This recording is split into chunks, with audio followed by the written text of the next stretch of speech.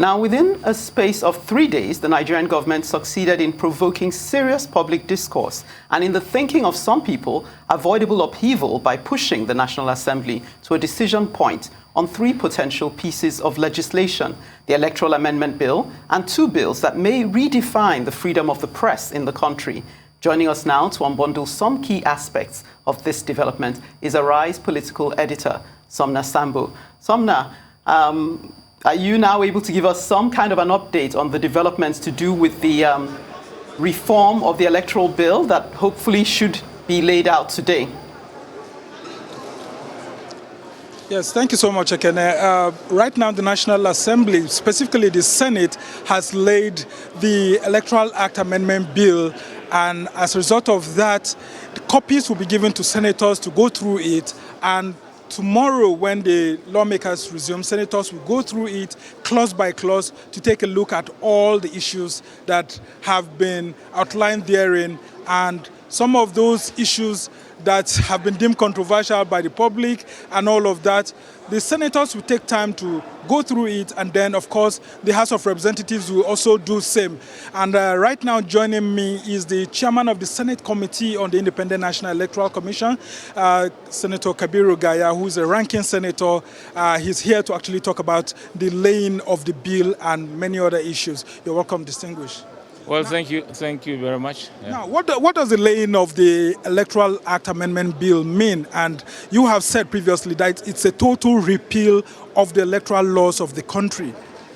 Well, first of all, it's a milestone achievement for us to now have a new enactment of the law, repealing the old acts and then bringing up a fresh new electoral act, which by in course they don't have to refer to all those amended versions. We now have a complete full version of the Electoral Act 2021. So that is coming up, and today, as usual, we are scheduled to lay the report. And I have laid the report this afternoon and or this morning, and we expect all the bills, a copy of those bills, to be distributed to the members of the Senate so that they can read through this night, and tomorrow morning we are going to deliberate clause by clause of the bill. So hopefully by tomorrow we'll be able to pass this bill. And the House are also going to deliberate on the same thing tomorrow. And I believe where we have areas of differences, which may be 1 or 2, we are going to be able to resolve those areas of differences.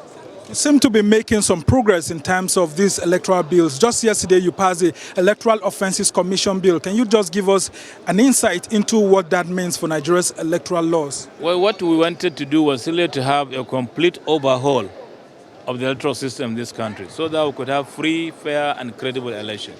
Once you have the Electoral Offences Commission bill passed, which was passed yesterday, we found that we are now setting guidelines for all those offenders during the electioneering campaign and during the election itself or after the election.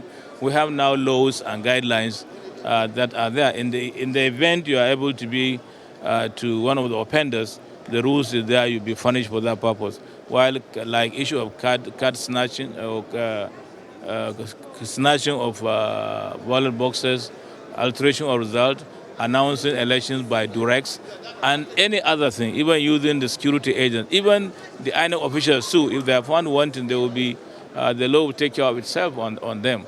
So therefore, we have put a guideline. Once there is a steady law that really protects the election, so that election can be credible, free, fair, I think that we will achieve a lot.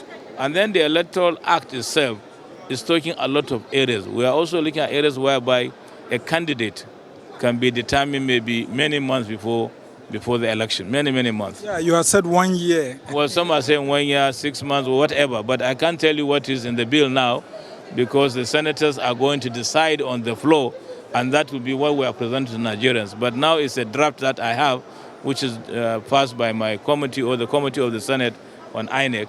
So now, does that draft include the controversial Section 50, subsection 2, where Nigerians are asking that there should be electronic transmission of result as requested by stakeholders and agreed by stakeholders during the public hearing of your committee? In the bill, it carries all the sections Nigeria needed, not really this one you specifically mentioned, because for every point, for every clause, there must be a reason for that clause.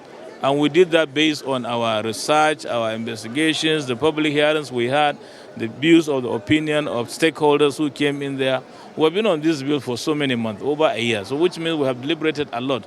So whatever we comes out with is in the interest of Nigerians, and I believe Nigerians will be happy with us. The National Assembly, specifically the Senate, has been in the eye of the storm. A lot of Nigerians saying that you people had been positioning yourself to take some anti-people's decisions. But some people are beginning to also have a change of mind since the past 3 days when you started, for example, yesterday you passed the Electoral Offences Commission bill. The other day you ensured that Loretta Onoche, same yesterday, Loretta Onoche was not passed. Can you just explain what the mood of the senators is like at the moment? First of all, we didn't ensure to disqualify her. I don't like that word because we have nothing against Loretta. The issue we find that it's an act of the issue of federal character. Federal character. That's really where the issue came up. But in terms of her position as a party member, in front of us, she clearly says she has denounced her membership. So therefore, we cannot stick on that. But there were court evidences, and then we also have told her she would swear on oath, and she was ready to swear on oath.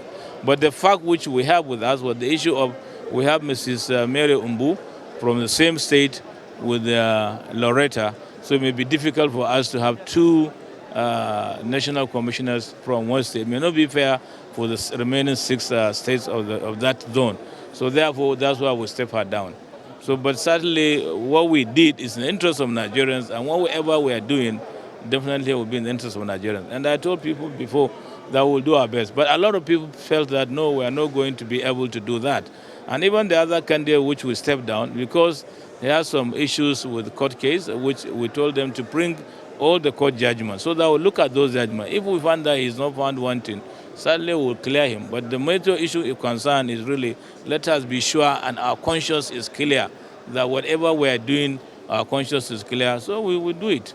Okay. As we await the passage of the Electoral Act bill tomorrow, what will you say to assure Nigerians that the interest of the general public will be maintained by senators and you will not do just what you people want to do? Well, the interests of Nigerians will be protected, and we're being protected the interests of Nigerians. I'm sure for all the areas where we are serving in the Senate, people call us maybe rubber stamp or whatever. Actually, you have seen, we are not rubber stamps. We are people of timber and caliber. All those senators, the 109 senators, I'm proud to be associated with them.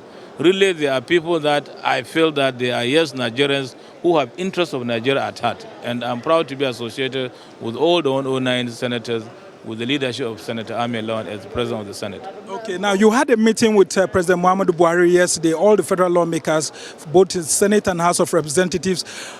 From his body language or from what you discussed, how willing is President Muhammadu Buhari to ensure that these bills are not returned to the National Assembly, to ensure that these bills, once they get to him, they will be signed, starting from the PIB to the Electoral Act Amendment Bill, electoral offences and all of that? First of all, from us in the Senate, the leadership told us that we have to include the Office of the Attorney General on our discussions because he's the main advisor to the President on bills. So therefore, if his office has been engaged from the beginning of making the bill, it means that he's fully aware of what is happening. So when the President asked him for opinion, definitely he said he's part of it, or his staffs were part of it, and that the bill has, they endorsed it. So I don't think there will be any problem with our bill. So that's another step we took to stop the President from returning our bills. And I hope yesterday we had dinner with him. He was very friendly, very jovial, and even thanking the Committee of the National Assembly in the development of in the making of the development of this country. So therefore, I believe the relationship between the President and the Executive and the National Assembly, I think, is cordial, and we'll be able to continue working in the interest of Nigerians by God's grace. Okay, I won't allow you to go without asking you this critical question. Nigerians are awaiting the new constitution, the Constitution Amendment Bill. And a lot of people are saying that report is a little bit tricky. Are you going to attend to that report? Will it be laid before you go, or will it also be considered before you go? You see, on your summer break? The Constitution is just the Constitution of the country, which we all abide to respect and obey. But you find that nothing is permanent. We always change the Constitution based on the condition and the situation in the country. And for areas where there is need for amendment, that's why we're doing amendment. People are coming up with a lot of amendments. And we, during the last Senate, no, the 7th Senate, we passed an amendment even calling for the independence of the state assemblies. But we found that it was difficult for that to be achieved. We called for the independence of state and local government, authorities. But that was also difficult to achieve. But I believe now most of the issue on the state, of the local government autonomy, I believe that could be achieved because some of the governors now are endorsing the autonomy of this local government. Why we need the autonomy of local government is simply because it will reduce the insecurity situation.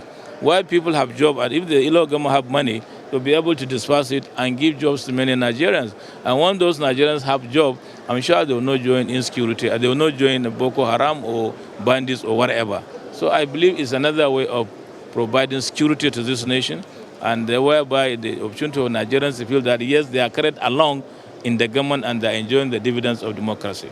Okay. Lastly, also, do you foresee the National Electoral Commission Electoral Offences Commission actually coming into being before the 2023 general election, especially in terms of funding? Because we saw other bills passed in the past, like that of the Northeast Development Commission not taking off on time. Do you think that that commission will take off on time before the 2023 general election? The Northeast Development Commission, I was the mover of that motion. Then I was later joined by the senators and House of Rep from the Northeast. So, and it took off. But this one, certainly, I believe the President will support this bill, National Electoral Offences Commission, to be established in order to have free, fair, and credible elections. So therefore, I'm sure Mr. President will be interested, and we're looking forward to signing of that bill by God's grace. We must thank you so much. Well, that has been Senator Kabiru Gaya, who's the Chairman Senate Committee on INEC, giving us an insight into all the things that have been happening. Specifically today, the Electoral Act Amendment Bill, which has been very controversial, was laid at the Senate chamber, and then we expect the same thing to happen at the House of Representatives, from which there will be a clause-by-clause consideration on Thursday, tomorrow, and eventually it will be passed before being sent to President Muhammadu Buhari for assent. Well, thank you so much, SUMNER. SAMBO, such a fantastic interview you had there.